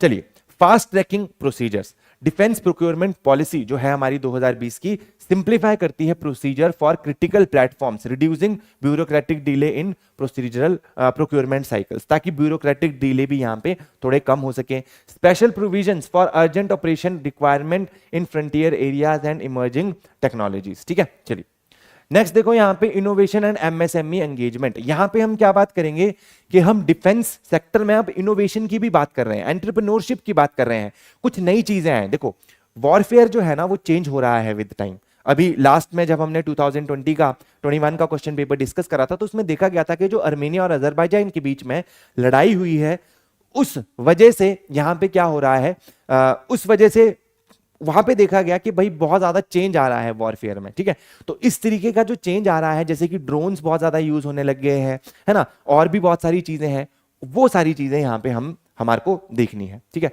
इनोवेशन एंड एमएसएमई एंगेजमेंट मतलब डिफेंस इनोवेशन ऑर्गेनाइजेशन आईडेक्स करके ये प्रमोट करता है आपका इनोवेशन एंड स्टार्टअप को, है ना। और यहां पे एमएसएमई जो माइक्रो स्मॉल मीडियम एंटरप्राइजेस हैं उनकी एंगेजमेंट भी बढ़ाई जा रही है ताकि इन लोगों को भी फायदा हो। रीसेंट ट्रेंड अगर देखे जाए प्रोक्योरमेंट में तो इंडिया शिफ्ट कर रहा है इंपोर्ट से इंडिजिनस मैन्युफैक्चरिंग में। ठीक है, अब देखो यहां पे gradual reduction in foreign purchase, over 60% of procurement is now aimed at domestic sourcing by 2030। तो 2030 तक हम 60% जो प्रोक्योरमेंट्स हैं वो कहां से करेंगे, डोमेस्टिकली करेंगे। ठीक है, चलिए इंडिजिनस प्लेटफॉर्म्स बनाए जा रहे हैं, जैसे कि तेजस जेट्स हो गए, आईएनएस विक्रांत हो गया, भारत इलेक्ट्रॉनिक्स रेडार हो गया, आकाश मिसाइल सिस्टम्स हो गया। ठीक है, चलिए नेक्स्ट देखो टेक्नोलॉजी ट्रांसफर एंड कोलैबोरेशन पे यहां पे फोकस किया जा रहा है कि हम सिर्फ चीजें इंपोर्ट नहीं करेंगे अब सिर्फ। ठीक है, जैसे कि फॉर एग्जांपल हमने कोई डिफेंस इक्विपमेंट खरीद लिया, है ना, अब हम क्या चाह रहे हैं कि जो हमारे को तुम चीजें दे रहे हो, है ना, मतलब जो चीजें हम प्रोक्योर कर रहे हैं आप लोगों से, सिर्फ ऐसा ना हो कि भाई हमारे को टेक्नोलॉजी मिले ही ना। ठीक है, टेक्नोलॉजी ट्रांसफर का बेसिकली मतलब ये होता है कि आप हमारे को प्रोडक्ट तो दे रहे हो बट आप उसके पीछे की टेक्नोलॉजी नहीं बता रहे कि किस तरीके से ये चीज बनेगी, है ना, और हमको आप पे ही डिपेंडेंट रहना पड़ेगा। ऐसा नहीं होगा। अब जो भी इंडिया में आएंगे, है ना, मैक्सिमम प्रोडक्शन जो इंडिया में होगी या फिर जो भी इंपोर्ट किए जाएंगे उनके साथ हम ज्वाइंट वेंचर करेंगे ताकि यहाँ पे क्या हो जाए, यहाँ पे टेक्नोलॉजी ट्रांसफर भी हो। ठीक है, उसकी हमारे को चीज भी बताई जाए, प्रोसीजर भी बताया जाए कि किस तरीके से वो इक्विपमेंट्स आपके बनते हैं। ठीक है, चलिए अगला देखो यहां पे मल्टीलैटरल एंड स्ट्रेटेजिक प्रोक्योरमेंट। अब देखो हम सिर्फ एक ही कंट्री पे फोकस नहीं कर रहे हैं, जैसे कि हम मैक्सिमम डिफेंस के लिए फोकस करते थे या डिपेंडेंट रहते थे रशिया पे। अब हम किस पे डिपेंडेंट होंगे भाई, अब हम मल्टीपल पार्टनर्स के साथ एंगेज करेंगे, जैसे कि इजराइल हो गया, है ना, आपका फ्रांस हो गया, और भी बहुत सारी कंट्रीज है जिनसे हम क्या करेंगे, इंपोर्ट करेंगे चीजों को, जैसे कि यूएसए हो गया, है ना। चलिए तो India leverage Quad and Indo Pacific partnership to ensure interoperability and secure supply chains. ठीक है, चलिए तो participation in joint military exercise, multilateral defence project, strengthen regional difference. अगली चीज यहां पे देखो रीसेंट ट्रेंड्स में अगर देखा जाए तो digitalisation and transparency, adoption of e tendering. अब क्या की जा रही है, ई टेंडरिंग की जा रही है चीजों से रिलेटेड। ठीक है, मतलब अब जो टेंडर्स दिए जा रहे हैं उसको मतलब इंटरनेट के थ्रू आप टेंडर फाइल कर सकते हो ताकि जो करप्शन के केसेस हो सकते हैं वो यहाँ पे कम हो। ठीक है, आगे देखो ग्रीन एंड सस्टेनेबल इनिशिएटिव्स, जैसे एनवायरमेंटल कंसिडरेशन भी हो रही है जब हम अब क्या कर रहे हैं, डिफेंस इक्विपमेंट्स बना रहे हैं उसमें। ठीक है, तो इस तरीके से आप अच्छे तरीके से इस पूरे क्वेश्चन का आंसर कर सकते हो। यहां पे कंक्लूजन लिखा है, यू कैन रीड दिस, है ना, यही जो हमने ऊपर सारी चीजें पढ़ी हैं उन्हीं के बारे में उनको समराइज करते हुए यहां पे कंक्लूजन है। नेक्स्ट जो क्वेश्चन है that is about evaluate the role of Indian diaspora in protecting India's soft power, sorry in projecting India soft power, कि भाई जो इंडियन डायस्पोरा है किस तरीके से इंडिया की सॉफ्ट पावर को प्रोजेक्ट कर रहा है। देखो दो तरह की पावर्स होती हैं, एक हार्ड पावर होती है और एक सॉफ्ट पावर होती है। हार्ड पावर में आपका मिलिट्री आती है और आपकी इकोनॉमी आती है। सॉफ्ट पावर में आप यूज करते हो कल्चर का, ठीक है, अपने कल्चर का, ट्रेडिशन का, म्यूजिक का, है ना, इन सारी चीजों का यूज करते हो किसी और कंट्री को इन्फ्लुएंस करने के लिए। ठीक है, रादर देन मिलिट्री और इकोनॉमी का आप ज्यादा यहां पे फोकस करो। इवैल्यूएट बोला गया है, इसमें क्या होता है, requires examining the extent, effectiveness and limitation of Indian diaspora in enhancing India soft power globally. तो यहां पे आपको एक्सटेंट, इफेक्टिवनेस और लिमिटेशन के बारे में बताना है कि इंडियन डायस्पोरा किस हिसाब से सॉफ्ट पावर को प्रोजेक्ट करता है ग्लोबली, ठीक है। Include examples, contribution mechanism and influence and challenges, ये भी आपको रखना है। क्या क्या चीजें इसमें आनी चाहिए, है ना, क्वेश्चन में जो आप आंसर करोगे उसमें कल्चरल डिप्लोमेसी, पॉलिटिकल इन्फ्लुएंस आना चाहिए, इकोनॉमिक डिपेंडेंसी, डिप्लोमेसी क्या है, रेमिटेंसीज वहां से आते हैं, नॉलेज एंड इनोवेशन, चैलेंजेस, ये सारी चीजें आपकी आनी चाहिए क्वेश्चन में। आगे देखो क्या चीजें अवॉइड करनी है, avoid exaggerating diaspora role as purely positive, positive include limits, ठीक है। अब यहां पे डायस्पोरा का रोल को पॉजिटिव ही नहीं दिखाना, कुछ लिमिटेशंस भी हैं, उनको भी आपको यहां पे उजागर करना पड़ेगा। Do not confuse soft power with hard power, soft power को हार्ड पावर से कंफ्यूजन नहीं करना है, ठीक है। अवॉइड वेग statement like Indian diaspora is everywhere, ठीक है। Use examples and data. Avoid mixing domestic politics with diaspora influence unless directly relevant, ठीक है। तो ये सारी चीजें अवॉइड करनी है। यहां पे आपको बताना है कि भाई इंडियन डायस्पोरा है वो ओवर कितना है, 1.8 करोड़ है पूरे ग्लोबल में, है ना। और यहां पे देखो की इंस्ट्रूमेंट है हमारी सॉफ्ट पावर को पूरे वर्ल्ड में बढ़ाने का, ठीक है। By leveraging cultural, economic influence, knowledge network and political engagement, the diaspora enhance India's global image and strengthen its strategic outreach, ठीक है। चलिए अब देखो यहाँ पे किस तरीके से ये हेल्प करता है डायस्पोरा हमारा। कल्चरल डिप्लोमेसी, देखो यहाँ पे Indian festival, yoga, cuisine, cinema, है ना, ये क्या करते हैं, देखो create cultural familiarity and positive perception abroad. जिस तरीके से देखो हमारा जो मीडिया है, फेस्टिवल्स है, योगा है, कुजीन है, सिनेमा है, मीडिया है हमारा, है ना, एक तरीके से वो बाहर जब जाता है और बाहर जब लोग जो इंडियन डायस्पोरा के लोग होते हैं उसको बाहर प्रमोट करते हैं तो एक पॉजिटिव इमेज बनती है इंडिया से रिलेटेड। देखो जैसे कि यहां पे देखो यूएन ने रिकॉग्नाइज करा है इंटरनेशनल योगा डे को 2014 में। इसके बाद देखो ग्लोबली अब पॉपुलर हो गई है दिवाली सेलिब्रेशन, बॉलीवुड फिल्म्स, है ना, इंडियन क्विजीन्स हो गया, नवरात्रा फेस्टिवल्स हो गया, डांडिया हो गया, तो ये पूरे वर्ल्ड में अब होता है ना। जैसे कि आपका यूके हो गया, कनाडा हो गया, इन कंट्रीज में बहुत ज्यादा ये मनाया जाता है। अब आपने ऐसे इंसिडेंट्स भी सुने होंगे कि व्हाइट हाउस में भी दिया जलता है दिवाली पे, ठीक है। तो एक तरीके से हमारी सॉफ्ट पावर बढ़ाने की कोशिश होती है इन सारी चीजों से। These activity fostered goodwill, intercultural ties and a global Indian brand, ठीक है। चलिए पॉलिटिकल इन्फ्लुएंस एंड लॉबिंग, देखो यहाँ पे क्या होता है, जो हमारा डायस्पोरा होता है, अल्टीमेटली जो डायस्पोरा है हमारा, इंडियन लोग हैं जो बाहर जाके सेटल हुए हैं या इंडियन ओरिजिन के कुछ लोग हैं, वो वहां पे धीरे धीरे पॉलिटिक्स में भी जाना स्टार्ट करते हैं और काइंड ऑफ हेल्प करते हैं उस कंट्री को इंडिया के साथ रिलेशन उसके अच्छे करने में, ठीक है। चलिए तो यहाँ पे डायस्पोरा किस में हेल्प करते हैं, हमारे होस्ट कंट्री में देखो फेवरेबल पॉलिसीज बनवाने में हेल्प करते हैं इंडिया के लिए। जैसे कि देखो Indian American lobby in USA, तो जो इंडियन अमेरिकन है वो लॉबी करते हैं इंडिया के लिए वहां पे, है ना। और जिसकी वजह से मैंने आपको थोड़ी देर पहले बताया था कि 2008 में यहां पे क्या हुआ था, एक डील हुई थी, सिविल न्यूक्लियर डील हुई थी इंडिया और अमेरिका के बीच में। डायस्पोरा का बहुत बड़ा रोल था उसमें। चलिए तो Indian origin parliamentarians in the country like UK, Canada, Mauritius serve as informal channels of diplomacy. अब देखो इकोनॉमिक डिप्लोमेसी पे अगर देखा जाए तो इंडिया ना वर्ल्ड में ऐसी कंट्री है जहां पे सबसे ज्यादा आपके रेमिटेंसेस आते हैं। रेमिटेंसेस का क्या मतलब होता है, जो भी हमारे लोग बाहर काम कर रहे हैं, इंडियन सिटीजन, एनआरआई जो बाहर काम कर रहे हैं या जो वहां पे सेटल हो गए हैं लोग, वो अभी भी अपनी फैमिली को यहाँ पे पैसा भिजवाते हैं और हमारे को लगभग $100 बिलियन एनुअली, उससे ज्यादा ही पैसा आता है इसके थ्रू, ठीक है, जो कि हमारे forex reserve, foreign exchange reserve को बढ़ाने में भी हेल्प करता है। चलिए तो इकोनॉमिकली बहुत ज्यादा इंपॉर्टेंट है हमारे, ठीक है। जैसे कि देखो इंडियन ओरिजिन सीईओज हैं टेक जायंट्स में, जैसे कि आपके गूगल हो गए, माइक्रोसॉफ्ट, एडोबी हो गया, इनके जो सीईओज हैं वो भी क्या है, इंडियंस हैं।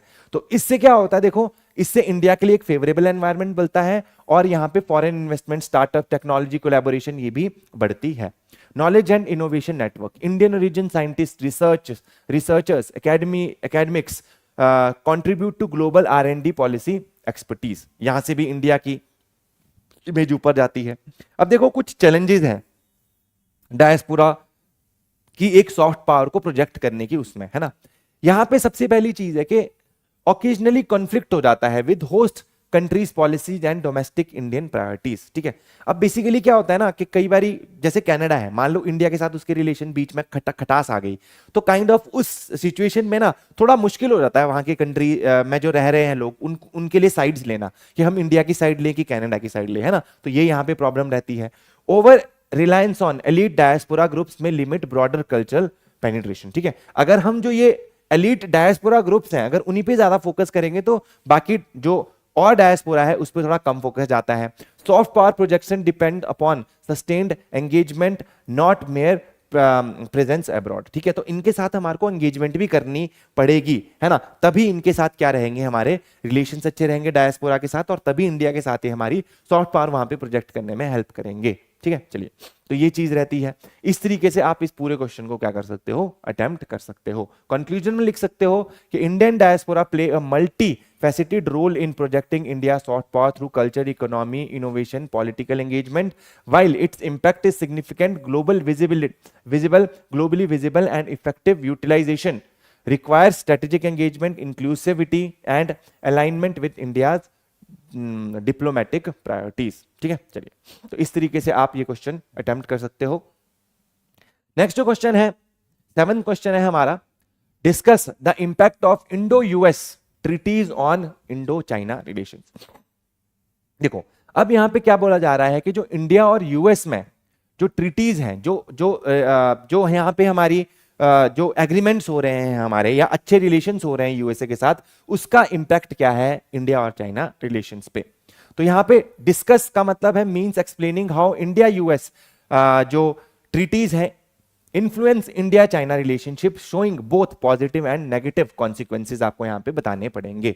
स्पेसिफिक ट्रीटीज के बारे में बताना पड़ेगा, strategic implication and examples of China's response, यहां पे ये आपको ध्यान रखना है, ये होना चाहिए आपके आंसर में। अब आपके आंसर में देखो यहाँ पे कौन कौन सी चीजें आपको याद रखनी है और क्या क्या चीजें आपके क्वेश्चन में होनी ही होनी चाहिए। सिविल न्यूक्लियर डील जो मैंने आपको थोड़ी देर पहले बताया वो भी होना चाहिए, एक एग्रीमेंट है लिमोवा, कॉमकासा है, बेक्का है, ये सारी चीजें यहाँ पे होनी चाहिए। इंपैक्ट भी होना चाहिए कि किस तरीके का इंपैक्ट है इंडिया चाइना रिलेशंस पे, है ना, और यहाँ पे आउटकम्स भी आपको बताने पड़ेंगे। ठीक है, चलिए, और क्या चीजें अवॉइड करनी है आपको, over simplification, India US ties are purely anti China. ऐसे नहीं बोलना है कि भाई हमारे रिलेशंस तभी हैं क्योंकि चाइना है ना, चाइना अगर नहीं होता तो हमारे रिलेशंस नहीं होते। ठीक है, चलिए, ऐसा नहीं बोलना है। Do not ignore economic interdependence with China, हम अभी भी बहुत ज्यादा डिपेंडेंट है किस पे, चाइना पे, है ना, बहुत सारी चीजों के लिए, तो वो भी आपको यहाँ पे अवॉइड नहीं करना है, इग्नोर नहीं करना है। अवॉइड वेग claims like China feels threatened, ऐसे नहीं बोलना कि चाइना को तो डर लग रहा है हमारे से, भाई ये चीजें नहीं करनी है। Avoid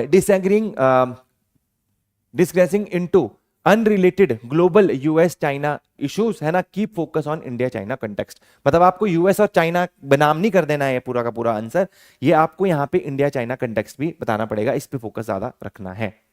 देखो यहाँ पे इंट्रोडक्शन लिख सकते हो कि India US strategic partnership has deepened over the past 2 decades through a series of defence, nuclear and technology agreements. While these treaties enhance India's security and global stature, they also influence India-China relations, shaping perceptions, military posture and regional strategies. ठीक है, चलिए, इस तरीके से आप बता सकते हो। अब यहाँ पे कौन कौन से एग्रीमेंट्स हैं इनके बारे में आपको ब्रीफली बताना पड़ेगा। देखो, एक तो सिविल न्यूक्लियर कॉर्पोरेशन एग्रीमेंट हुआ था 2008 में, जिसमें यूएस एग्री करा था कि हमारे साथ जो न्यूक्लियर है, न्यूक्लियर एनर्जी जो हम प्रोड्यूस करते हैं इंडिया में, उसमें हमारी क्या करेगा, हेल्प करेगा, हमारे को रिएक्टर्स प्रोवाइड करेगा, फ्यूल प्रोवाइड करेगा। ठीक है, प्रोवाइडेड हम उसको क्या ना करें, नॉन मिलिट्री पर्पस के लिए यूज ना करें, जैसे न्यूक्लियर बॉम्ब्स बनाने के लिए यूज ना करें। तो ये डील हुई थी 2008 में, यहां पे इंडियन डायस्पोरा का बहुत ज्यादा इंपॉर्टेंट रोल रहा है। इसके बाद अभी 2016 में देखा जाए तो हमने एक एग्रीमेंट साइन करा है जिसका नाम लिमोवा है, उसकी फुल फॉर्म है logistic exchange memorandum of agreement. यहां पे म्यूचुअल एक्सेस करी गई है आपकी मिलिट्री फैसिलिटीज की। ठीक है, जैसे जो यूएसए की मिलिट्री फैसिलिटीज हैं उसको हम यूज कर सकते हैं और हमारी मिलिट्री फैसिलिटी को ये यूज कर सकते हैं, ताकि यहां पे कोई भी ऑपरेशन अगर करना हो तो उसकी रेडीनेस मेंटेन रहे। ठीक है, चलिए, communication capabilities and security agreement, ठीक है, कॉमकासा जिसको बोला जाता है, 2018 में हुआ है।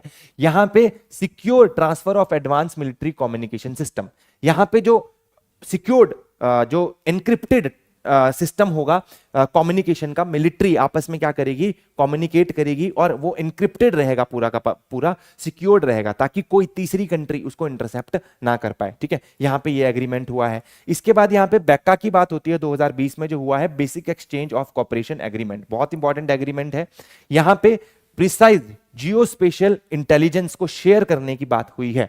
यहां पे अगर हमको किसी भी कंट्री में ऑपरेशन करना हो और किसी पर्टिकुलर आतंकवादी को मरवाना हो, है ना, और हमारे को मान लो हमारी सैटेलाइट्स वहां पे नहीं एक्टिव हैं उस कंट्री में, तो वहां पे हम यूएसए की सैटेलाइट का हेल्प लेके उस पर्टिकुलर जगह पे वहां पे अटैक करवा सकते हैं। ये भी बैका में यहां पे बात करी गई है। ठीक है, स्ट्रेटेजिक फ्रेमवर्क एग्रीमेंट यहां पे है, cover defence, counter terrorism, maritime security and corporation, यहां पे इसकी भी बात होती है। अब देखो ये जो सारी चीजें हैं, कहीं ना कहीं ये सारी चीजें जब हमने करी हैं तो वहां चाइना को थ्रेटन्ड फील होना जायज है। तो अब यहां पे देखेंगे कि इंपैक्ट क्या पड़ रहा है इसका इंडिया और चाइना रिलेशनशिप पे। पॉजिटिव इंपैक्ट की बात करते हैं इंडिया के पॉइंट ऑफ व्यू से। देखो एक तो हमारे को यहां पे चाइना को काउंटर करने के लिए कुछ पॉइंट्स मिल गए, है ना, strategic balancing, enhance distance along LAC. अब अगर लाइन ऑफ एक्चुअल कंट्रोल के पास कुछ भी उसने प्रॉब्लम क्रिएट करने की कोशिश करी तो हमने किसके साथ एग्रीमेंट साइन किया है, यूएसए के साथ साइन करके रखा है। मिलिट्री मॉडर्नाइजेशन, अब देखो यहां पे हमें बात हो रही है कि यूएसए की टेक्नोलॉजी की एक्सेस मिलेगी, है ना, और accelerate India's capability development creating a stronger defence posture, तो हमारा जो डिफेंस पोस्चर है वो थोड़ा स्ट्रांग हो जाएगा। Regional influence strengthening India's position in quad and Indo Pacific initiatives indirectly constraining China's regional manoeuvres. ठीक है, तो चाइना को काउंटर करने के लिए कहीं ना कहीं ये पॉइंट बहुत ज्यादा इंपॉर्टेंट हो जाता है ना, ये डील्स काफी ज्यादा इंपॉर्टेंट हो जाती है। और रिसेंटली हमारा क्वाड जैसी जो ऑर्गेनाइजेशन है उसमें भी पार्टिसिपेशन बढ़ा है। चैलेंजेस क्या है, देखो चाइना इसको क्या देख रहा है, चाइना का परसेप्शन जो है वो थोड़ा डिफरेंट है ना। चाइना सोच रहा है कि भाई कॉमकासा और बैका साइन होने के बाद कहीं ना कहीं यूएसए हमारी एनसर्कलमेंट करना चाह रहा है। Escalation of mistrust, Chinese heightened Chinese vigilance along LAC. देखो अब क्या होगा, जैसे हमने ये एग्रीमेंट्स इनके साथ साइन कर लिए हैं कि जियो स्पेशल डाटा हम शेयर करेंगे, ये सारी चीजें करेंगे, है ना, इससे यहां पे चाइना को लग रहा है कि भाई प्रॉब्लम हो सकती है, कहीं ना कहीं मेरे पे नजर नहीं रखी, कहीं ना कहीं बॉर्डर्स पे ज्यादा नजर तो नहीं रखी जा रही, तो इसने अपनी क्या करनी स्टार्ट कर दी है, यहाँ पे विजिलेंस बढ़ानी स्टार्ट कर दी है, इसने भी सर्विलेंस करना स्टार्ट कर दिया है बॉर्डर के पास। ठीक है, और यहाँ पे इसने अपनी टाइज जो है वो बढ़ानी स्टार्ट कर दी है, अच्छी करनी स्टार्ट कर दी है पाकिस्तान के साथ, है ना, जैसे कि यहाँ पे चाइना पाकिस्तान इकोनॉमिक कॉरिडोर है, बेल्ट एंड रोड इनिशिएटिव है इसके तहत। Delicate trade security balance, China remain India's largest trading partner.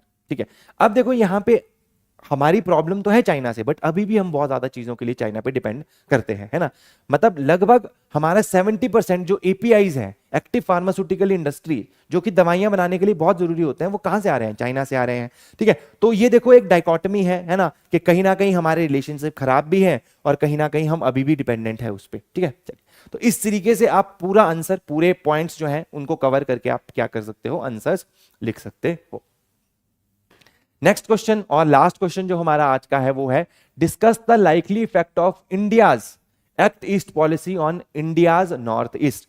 अब यहां पे आपको क्या बताना है भाई, इफेक्ट बताना है इंडिया की एक्ट ईस्ट पॉलिसी का इंडिया के नॉर्थ ईस्ट पे। ठीक है, मतलब इंडिया का जो नॉर्थ ईस्टर्न रीजन है उसको ये एक्ट ईस्ट पॉलिसी से क्या फायदा होगा। डिस्कस का होता है require analysing how India's Act East policy affect northeastern region socially, economically and strategically। यहां पे आपको पॉजिटिव और नेगेटिव्स दोनों देने हैं विद एग्जांपल्स। ठीक है, क्या क्या चीजें आनी चाहिए भाई, स्ट्रेटेजिक एंड सिक्योरिटी इफेक्ट देखने हैं आपको इसके, इकोनॉमिक एंड ट्रेड इंपैक्ट्स आने चाहिए, है ना, सोशल कल्चरल इफेक्ट्स आने चाहिए, चैलेंजेस भी आपको यहाँ पे बताना है। अवॉइड क्या करना है, discussing Act East policy purely as foreign policy, focus on regional effects in North East India. ठीक है, do not ignore challenges alongside opportunities, avoid vague statements, development will happen automatically, इस तरह की स्टेटमेंट आपको use नहीं करनी है। Avoid unrelated national और Asian policy discussion not impacting North East. ठीक है, चलिए नेक्स्ट देखो यहां पे India's Act East policy launched in 2014 aims to strengthen ties with ASEAN countries through trade, connectivity and strategic partnership। यहाँ पे आपको एक्ट ईस्ट पॉलिसी के बारे में बताना है कि भाई 2014 में ये स्टार्ट हुई थी और इसने एशियान कंट्रीज के साथ रिलेशनशिप्स बढ़ाए। देखो यहाँ पे मैं एक चीज बताना चाहूंगा आपको, यहाँ पे दो पॉलिसीज हैं, एक है लुक ईस्ट पॉलिसी और एक है एक्ट ईस्ट पॉलिसी। ठीक है, लुक ईस्ट पॉलिसी जो है वो 1990s में चलाई गई थी आपकी, जब इंडिया में बहुत ज्यादा इकोनॉमिक क्राइसिस आई थी, है ना। इकोनॉमिक क्राइसिस के बाद इंडिया की प्रायोरिटी थी कि भाई ट्रेड बढ़ाया जाए, है ना, ताकि हमारा फॉरेन एक्सचेंज रिजर्व बढ़े। तो यहाँ पे जो हमारा लुक ईस्ट पॉलिसी में फोकस था वो था इकोनॉमिक फोकस ज्यादा, है ना। हम चाह रहे थे कि ट्रेड इनके साथ ज्यादा करें, पर 2014 में इसमें एक स्ट्रेटेजिक शिफ्ट लाया गया, है ना, टोटली इसको दूसरी डायरेक्शन में शिफ्ट कर दिया। अब ना सिर्फ हम इकोनॉमिक एंगेजमेंट इनके साथ चाह रहे हैं, हम इनके साथ इकोनॉमिक एंगेजमेंट भी चाह रहे हैं, कल्चरल एंगेजमेंट भी चाह रहे हैं, है ना, और इनके साथ हम पॉलिटिकल जिस भी तरीके से हम एंगेजमेंट कर सके, कल्चरल एंगेजमेंट, सारी एंगेजमेंट्स हम यहाँ पे चाह रहे हैं। ठीक है, तो ये चीज आपको दिमाग में रखनी है। देखो अब देखो एक्ट ईस्ट पॉलिसी का एक और इंपॉर्टेंट फैक्टर है, ठीक है, जो लुक ईस्ट पॉलिसी में नहीं था। North eastern region look east policy में इग्नोर किया गया था, बट एक्ट ईस्ट पॉलिसी में यहां पे ज्यादा फोकस किया गया है नॉर्थ ईस्ट पे। देखो जो हमारा नॉर्थ ईस्ट है, जैसे आप यहां पे देख रहे होंगे, जो नॉर्थ ईस्ट है हमारा, ये ना बहुत ज्यादा सेंसिटिव एरिया है। यहां पे एक तो इंसर्जेंट ग्रुप्स बहुत सारे हैं और बहुत जगहों से इसका बॉर्डर लगता है बांग्लादेश के साथ, म्यांमार के साथ, है ना, यहाँ पे आपका बॉर्डर लगता है चाइना के साथ, आपका यहाँ पे बॉर्डर लगता है अरुणाचल प्रदेश का। ठीक है, चलिए, तो यहां पे और एक छोटा सा कॉरिडोर है जिसको बोला जाता है सिलीगुड़ी कॉरिडोर। अगर ये कॉरिडोर कट हो जाएगा ना, तो यहां पे बहुत ज्यादा प्रॉब्लम क्रिएट हो जाएगी। क्या प्रॉब्लम क्रिएट हो जाएगी? यहां पे इस तरीके की प्रॉब्लम क्रिएट हो जाएगी कि पूरा नॉर्थ ईस्ट जो है हमारे से कट जाएगा। अब हम चाह रहे हैं कि नॉर्थ ईस्ट में क्या करें, डेवलपमेंट बढ़ाएं। ठीक है, यहां पे कनेक्टिविटी ज्यादा बढ़ाई जाए, ठीक है, ताकि ये भी इस एरिया की भी डेवलपमेंट हो सके। ठीक है, चलिए, तो यहां पे देखो ये चीज आपको थोड़ी ध्यान में रखनी है। The North East region share border with Myanmar, Bhutan, Bangladesh, China, serve as a gateway to India's engagement in the South East Asia. तो एक तरीके से गेटवे की तरह एक्ट करता है ये। ठीक है, और हमने इसको लेवरेज करने के लिए एक्ट ईस्ट पॉलिसी भी चलाई है। अब देखो यहां पे जो क्वेश्चन है उसको एक बार फिर से देख लेते हैं। Discuss the likely effect of India's Act East policy on India's north east. Specifically आपको इंडिया के नॉर्थ ईस्ट की यहां पे बात करनी है। स्ट्रेटेजिक एंड सिक्योरिटी एफर्ट्स से देखेंगे तो यहां पे देखो बॉर्डर इंफ्रास्ट्रक्चर डेवलप होगा। अगर हम एक्ट ईस्ट पॉलिसी की तरफ तहत कुछ काम करते हैं तो बॉर्डर इंफ्रास्ट्रक्चर बहुत ज्यादा बढ़ेगा, रोड बढ़िया रहेंगे आपके, रेलवेज, एयरपोर्ट्स, ये सारी चीजें क्या करेंगी, यहां पे डिफेंस प्रिपेयर्डनेस भी हमारी क्या करेंगे, इंश्योर करेंगे। रीजनल कनेक्टिविटी होगी, जैसे कि आपने देखो यहां पे इंडिया ने एक इनिशिएटिव चलाया है, इंडिया म्यांमार थाईलैंड ट्रायलेटरल हाईवे, इस तरीके से हाईवे यहां से जाएगा, तो कहीं ना कहीं इन तीनों कंट्रीज को ये कनेक्ट करने की यहां पे बात करेगा। अगला देखो यहां पे एक और हेल्प मिलेगी नॉर्थ ईस्टर्न रीजन में, जो इंसर्जेंट ग्रुप्स है, जब डेवलपमेंट होती है ना तो यहां पे एलियनेशन कम होगी और यहाँ के लोग थोड़े मतलब जो इंसर्जेंट ग्रुप्स हैं उनको भी लगेगा कि भाई अब डेवलपमेंट हो रही है, अब प्रोटेस्ट करके क्या ही फायदा है। ठीक है, चलिए, उनको भी वो भी डिस्करेज हो जाएंगे। इकोनॉमिक एंड ट्रेड इंपैक्ट्स क्या होंगे, देखो यहाँ पे ट्रेड कॉरिडोर्स और स्पेशल इकोनॉमिक जोन्स यहाँ पे बन सकते हैं, है ना। Facilitate commerce with south East Asia, ये हो सकता है, और नॉर्थ ईस्ट जो है हमारा हब बन सकता है एक्सपोर्ट और इंपोर्ट का। यहाँ पे जो एक्ट ईस्ट पॉलिसी है उससे एक तरीके से टूरिज्म और इन्वेस्टमेंट को भी क्या मिलेगा, बूस्ट मिलेगा। यहाँ पे लोग आना ज्यादा पसंद करेंगे, स्टार्टअप्स आना ज्यादा पसंद करेंगे, एफडीआई यहाँ पे बढ़ेगी।